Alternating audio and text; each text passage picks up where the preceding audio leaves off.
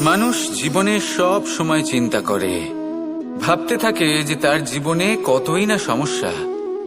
তারপরে নিজের আশেপাশে দেখে আর ভাবে যে সবাই কত প্রসন্ন, শুধু আমার জীবনেই সমস্যা আছে। কিন্তু বিষয়টা তা নয়। শুধু প্রত্যেক ব্যক্তিরই নয়, প্রত্যেক প্রাণীরও জীবনে সমস্যা আছে। এবার মানুষ একটা পাখিকে দেখে এটাই ভাবে যে এদের জীবন কতটা সহজ। কোনো দেশেরই সীমারেখা এদের ওপর লাগু হয় না। কোথায় থাকবে সেই নিয়েও কোনো ভাবনা নেই। কত শান্তির জীবন এদের। তারপর সে একটা পিঁপড়েকে দেখে আর এটা ভাবে কি অসাধারণ, এদের তো সারা জীবনই মাটির উপরেই অতিবাহিত হয়, খাবারটাও মাটিতেই পেয়ে যায়। কি শান্তির জীবন এদের।